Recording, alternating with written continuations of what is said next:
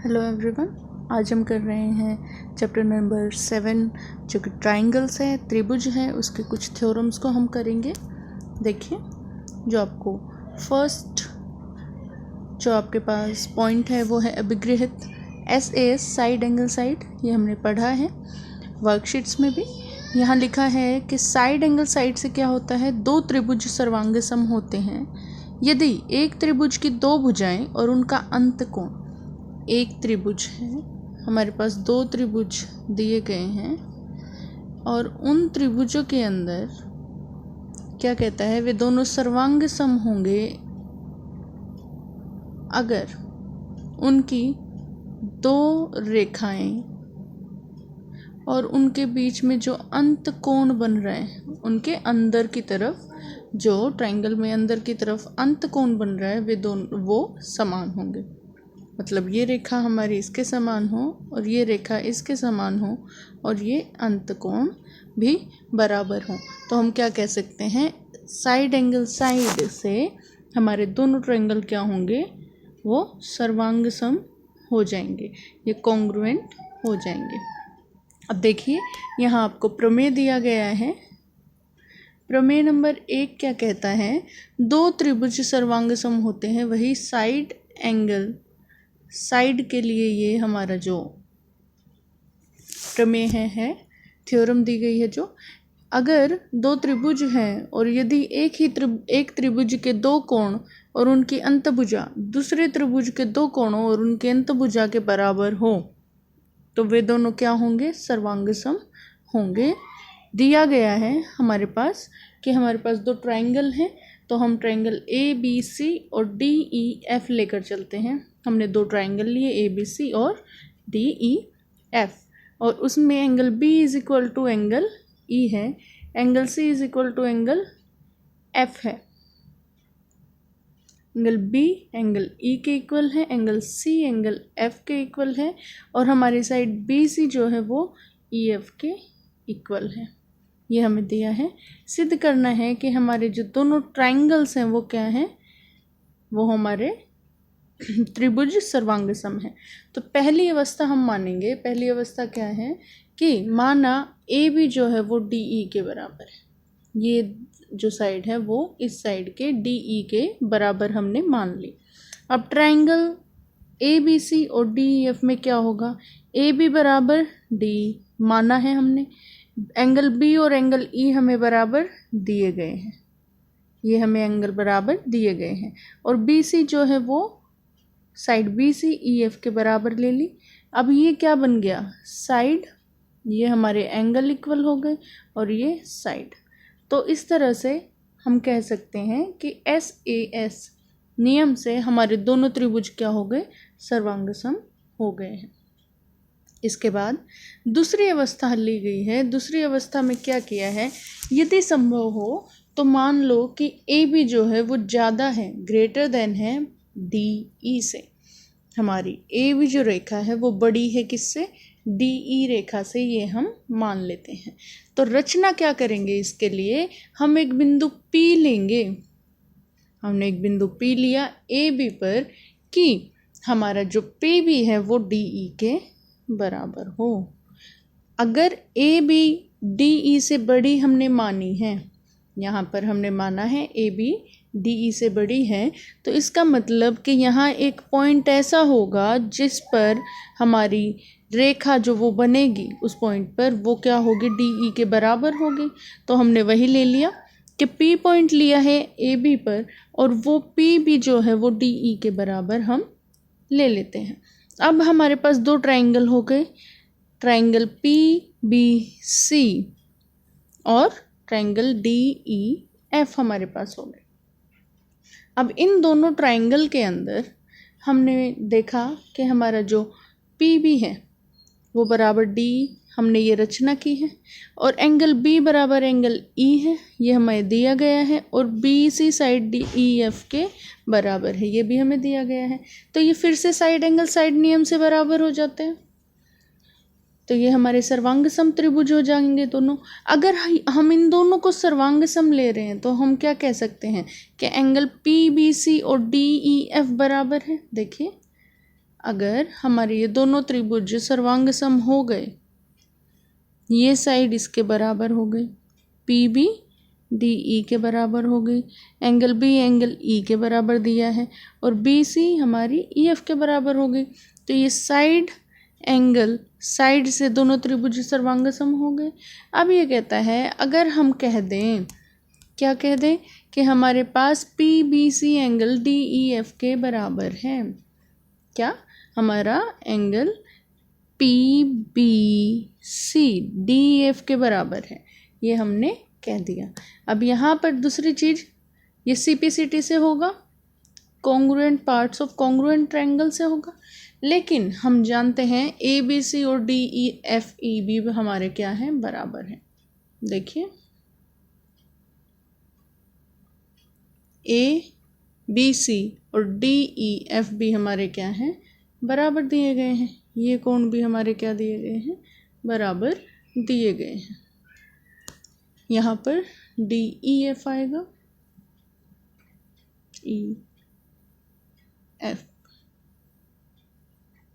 ये D E F होगा आपका। तो ये दोनों भी बराबर दिए गए हैं। अब अगर ये दोनों कोण भी बराबर हो गए तो क्या हम यहाँ से और यहाँ से लिख सकते हैं, जब डी ई एफ और डी ई एफ है तो यहाँ हम लिख सकते हैं एंगल पी बी सी जो है वो ए बी सी के बराबर हो जाएगा। ऐसा ही हमने लिख दिया। याद रखिएगा यहाँ पर आपका ई एफ है, इसे आप करेक्ट कर लें, ई एफ है ये। तो एंगल ए बी सी जो है वो पी बी सी के बराबर हो जाएगा एंगल के। तो हम क्या कहेंगे कि संभव है पी और ए एंगल संपाती हों। संपाती मतलब एक ही बिंदु पर बने हों। ये पी और ए अलग अलग बिंदु ना होकर एक ही बिंदु है, तो हम कहेंगे ये दोनों संपाती हैं। तो जब ये दोनों बराबर ही हैं, ये एंगल भी इसके बराबर है और ये एंगल भी इसके बराबर है, तो हम कह सकते हैं ये दोनों एंगल बराबर होंगे।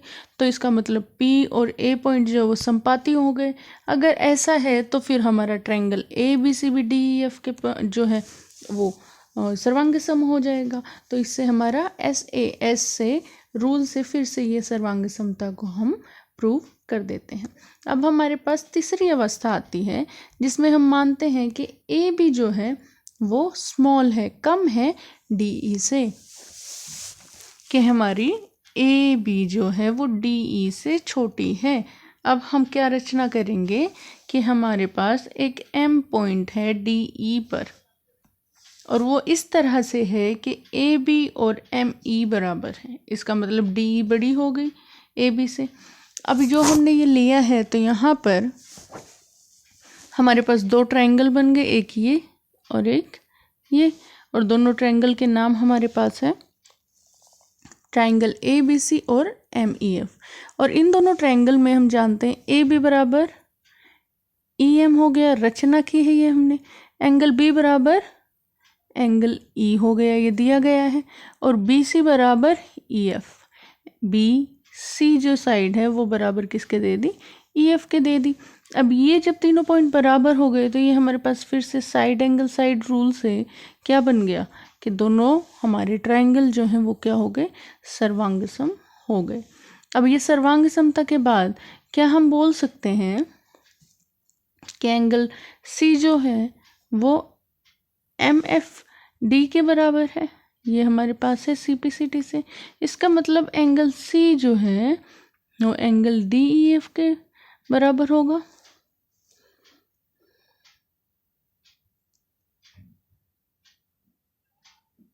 यहाँ पर एम एफ ई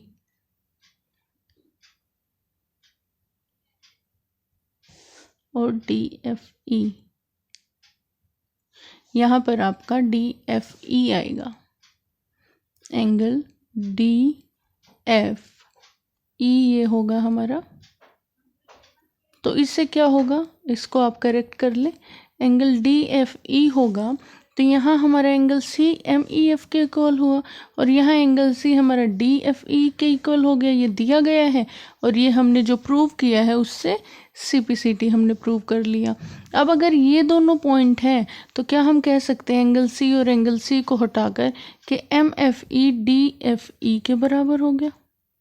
तो ये दोनों जब बराबर हो जाएंगे MFE और MDFE, ये दोनों कोण हमारे जब बराबर हो जाएंगे तो क्या हम कह सकते हैं कि हमारा M और D समपाती हैं, यानी कि दोनों ही एक ही पॉइंट है, वो अलग अलग पॉइंट नहीं है। इसका मतलब ME बराबर DE है। ME और DE क्या है, वो बराबर है। और ये बराबर है तो हम कह सकते हैं कि दोनों ही जो हमारे त्रिभुज हैं वो SAS नियम से क्या हो जाएंगे, सर्वांगसम हो जाएंगे। इस तरह से हमारी ये प्रमेय नंबर 1 जो है कंप्लीट होती है। अब आपके पास दूसरा एक अभिगृत दिया गया है और वो अभिगृत है एंगल साइड सर्वांग समता। क्योंकि एक त्रिभुज के 3 कोणों का योग 180 डिग्री होता है, हम जानते हैं। अतः त्रिभुजों के कोणों के जो युग्म बराबर होने पर उनके तीसरे कोण की आवश्यक रूप से बराबर होंगे। अगर हमारे पास त्रिभुज में 2 कोणों के युग्म बराबर हों तो तीसरा कोण भी बराबर ही होगा। क्यों? क्योंकि तीसरा कोण हमारे पास होता क्या है, 180 में से जब आप 2 बराबर कोणों को घटाओगे, उनके युग्म को घटाओगे तो वो क्या होगा, तीसरा कोण निकल आएगा। जब किसी त्रिभुज के किन्हीं 2 त्रिभुजों के 2 कोण बराबर हैं, मान लिया ये इसके बराबर है और ये वाला कोण इसके बराबर है, और हमें तीसरा कोण निकालना है, ये वाला कोण हमें निकालना है, तो हम इन दोनों को जमा करके 180 में से घटा देंगे। अब जब हम इसे 180 में से घटाएंगे तो हमारे पास ये कोण निकल आएगा, और जब ये दोनों कोण आपस में बराबर हैं तो ये वाला कोण भी इसके बराबर हो जाएगा। तो यही आपको अभिगृत एंगल साइड में बताया गया है। अब देखिए, अतः 2 त्रिभुज सर्वांगसम होंगे। कहता है कि 2 त्रिभुज जो है वो सर्वांगसम हो जाएंगे यदि इन त्रिभुजों के 2 कोणों के युग्म बराबर हों और संगत भुजाओं का एक युग्म बराबर हो। अगर 2 त्रिभुजों में 2 कोण बराबर हों और एक कोई भी भुजा बराबर हो तो क्या हो जाएगा, वो एंगल साइड सर्वांग समता कहलाएगी, जिससे दोनों त्रिभुज जो हैं वो क्या होंगे, हमारे सर्वांगसम हो जाएंगे। देखिए प्रमेय 1 क्या कहता है, एक समद्विबाहु त्रिभुज की बराबर भुजाओं के सम्मुख कोण बराबर होते हैं। अगर कोई आपको एक त्रिभुज दिया गया है जो कि समद्विबाहु है, यानी कि आइसोसेलेस ट्रायंगल है, उसकी 2 भुजाएं समान दी गई हैं, तो क्या होगा, वो कहता है तो सम्मुख कोण भी उनके जो है वो बराबर हो जाएंगे, मतलब ये और ये कोण भी बराबर हो जाएंगे। तो देखिए यहाँ हल क्या दिया गया है, हमने लिया है ट्रायंगल ABC में AB जो है वो किसके बराबर है, AC के बराबर दी गई है, और सिद्ध करना है एंगल C और एंगल B बराबर है, क्योंकि एंगल C तो AB के सम्मुख बनता है और B कहाँ बनता है, AC के सम्मुख बनता है। तो ये दोनों भुजाएं बराबर दे दी हैं तो इनके सम्मुख कोण भी हमें बराबर प्रूव करने हैं। रचना हम क्या करेंगे, एंगल A का समद्विभाजक AD खींचना है। एंगल A का हम एक समद्विभाजक खींचेंगे जो कि BC को D पर मिले, और वे BC लाइन को कहाँ पर मिलेगा, D पॉइंट पर मिलेगा, मीट करेगा। और यहाँ पर देखिए फिर क्या कर सकते हैं, हम प्रमाण करेंगे इस क्वेश्चन के लिए, और प्रमाण में क्या कह सकते हैं कि हमारे पास 2 ट्रायंगल बन गए, ABD और ACD। अब इन 2 ट्रायंगल के अंदर हमें दिया गया है AB बराबर AC। दूसरा हमारे पास, जब हमारे पास मीडियन हमने ड्रॉ किया है, एंगल का बाइसेक्टर हमने ड्रॉ किया है, जब हमारे पास सम द्विभाजक जो है एंगल A का हमने वो खींचा है, तो ये एंगल 1 और एंगल 2 बराबर हो जाएंगे। ये रचना से हुआ क्योंकि हमने ये AD जो समद्विभाजक खींचा वो एक रचना की है। उसके बाद AD जो है वो AD के ही बराबर हो जाएगा, वो क्योंकि उभयनिष्ठ है, मतलब दोनों ही ट्रायंगल में वो कॉमन साइड है तो वो भी बराबर होंगे। इसका मतलब फिर से साइड एंगल साइड नियम से, अभिग्रत से हमारे दोनों जो ट्रायंगल ये और ये हैं दोनों क्या हो जाएंगे, सर्वांग सम हो जाएंगे। इनके सर्वांग सम होने से हम क्या कह सकते हैं कि एंगल बी और एंगल सी बराबर होंगे। कैसे? CPCT से, congruent parts of congruent triangle, सर्वांग सम त्रिभुजों के सर्वांग सम हिस्से जो हैं वो ये हो जाएंगे। तो इस तरह से हमारा जो थ्योरम नंबर 2 है, प्रमेय 2 है, प्रूव होता है। आइए नेक्स्ट थ्योरम करते हैं, प्रमेय नंबर 3। यहाँ क्या बोला गया है, किसी त्रिभुज के बराबर कोणों की सम्मुख भुजाएं बराबर होती हैं। कोई त्रिभुज आपको दिया है, उसके बराबर कोण दिए हैं, तो उसकी सम्मुख भुजाओं को हमें बराबर प्रूव करना है। जो अभिग्रत हमने, जो प्रमेय हमने 2 किया, उसका प्रमेय नंबर 2 का अपोजिट हम कर रहे हैं कि हमारे पास 2 त्रिभुज हैं, इन त्रिभुजों की जो हमारे पास कोण हैं बराबर दिए गए हैं, 2 कोण, तो उनके सम्मुख जो भुजाएं बनेंगी वो हमें क्या करनी है, बराबर प्रूव करनी है। पहले हमें भुजाएं बराबर दी थी और कोण हमें प्रूव करने थे बराबर। तो देखिए दिया गया है ट्रायंगल ABC में एंगल B और एंगल C बराबर है। अब हम क्या करेंगे, सिद्ध करना है AB बराबर AC हमें, और यहाँ रचना हम करेंगे एंगल A का समद्विभाजक AD हमें खींचना है जो BC को D पर मिलता है। तो यहाँ प्रमाण क्या होगा, 2 ट्रायंगल हमारे पास, 2 त्रिभुज हमारे पास बन गए हैं, दोनों के नाम लिखो। ABD और ACD में हमारे पास क्या होगा, जब हमारे पास AD रेखा क्या है, उभयनिष्ठ है, एंगल B और एंगल C क्या है, बराबर दिए गए हैं, ये हमारे पास हो गया। और तीसरा हमारे पास BAD, एंगल BAD, जो ये एंगल हमारे पास बनता है, एंगल BAD और एंगल CAD, ये दोनों एंगल, ये एंगल और ये एंगल हमारे पास क्या हो जाएंगे, बराबर हो जाएंगे। क्यों? क्योंकि हमने रचना की है, एंगल का समद्विभाजक खींचा है, जिससे 1 और 2 एंगल जो हमारे पास ये हैं बराबर हो जाएंगे।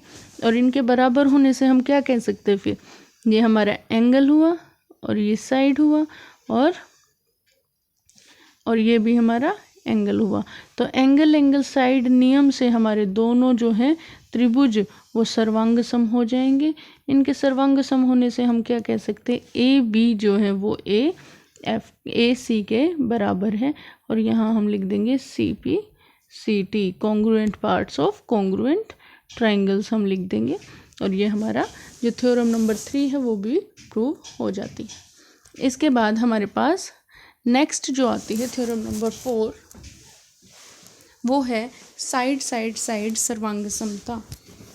और ये क्या कहती हैं कि अगर आपकी 2 त्रिभुज दिए गए हैं और उसके 3 भुजाएं हैं, त्रिभुज की 3 भुजाएं एक अन्य त्रिभुज की तीनों भुजाओं के बराबर हो, तो दोनों त्रिभुज क्या होंगे, सर्वांग सम हो जाएंगे। ये हमें प्रूव करना है। तो प्रमेय 4 यही है कि हमारे पास 2 त्रिभुज दिए हैं और उनके 3 भुजाएं एक अन्य त्रिभुज की 3 भुजाओं के बराबर हो, तो दोनों त्रिभुज सर्वांग सम होते हैं, ये दिखाइए। अब हमने यहाँ पर देखें 2 ट्रायंगल्स लिए,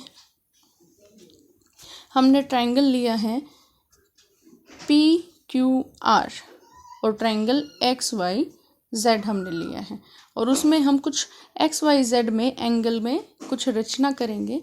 और हमें दिया क्या गया है, PQ जो है XY के इक्वल है, PR जो है XZ के इक्वल है, और QR जो है वो YZ के इक्वल है। देखिए दिया गया है हमारा ट्रायंगल PQR और XYZ, और ये हमारी भुजाएं जो हैं वो बराबर दी गई हैं। इससे हमें सिद्ध करना है कि PQR जो ट्रायंगल है वो XYZ के क्या है, सर्वांग सम है। इसके लिए हम एक रचना करेंगे जो कि एक्स डब्ल्यू को हमें खींचना है। हम एक रेखा एक्स डब्ल्यू को खींचेंगे जो कहे कि एंगल डब्ल्यू वाई जेड और पी क्यू आर क्या है, बराबर है, जिससे हम क्या कह पाएंगे, एंगल डब्ल्यू वाई जेड और पी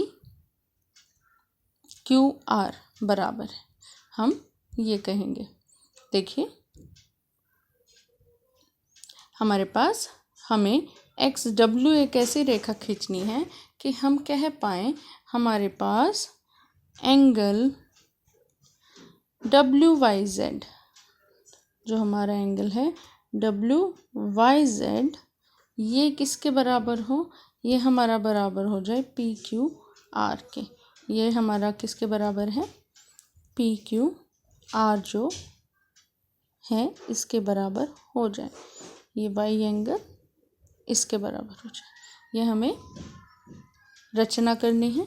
इसके बाद आपको कहा गया है और डब्ल्यू जेड को मिलाना है और डब्ल्यू वाई और पी क्यू भी हमारे क्या होंगे, बराबर हो जाएंगे। हमारी डब्ल्यू वाई रेखा जो है वो पी क्यू के बराबर हो जाएगी। अब यहाँ देखें, हम जानते हैं कि हमारा ट्रायंगल पी क्यू आर और डब्ल्यू वाई जेड में जब हमने एक रचना की है तो हम वही लेकर चलेंगे, पी क्यू आर और W Y Z, P Q R और डब्ल्यू वाई जेड, ये हम दो ट्रायंगल्स को लेकर चल रहे हैं और इनके अंदर हम जानते हैं कि पी क्यू और डब्ल्यू वाई बराबर है, ये हमने रचना की है, और एंगल पी क्यू आर जो है डब्ल्यू वाई जेड के बराबर है, ये भी हमने क्या की है, रचना की है। और हमारे पास क्यू आर जो है वाई जेड के बराबर दिया गया है। अब हमारे पास क्या बनता है, क्यू वाई वाई जेड के बराबर दिया गया है। देखिए ये एंगल और ये एंगल है और क्यू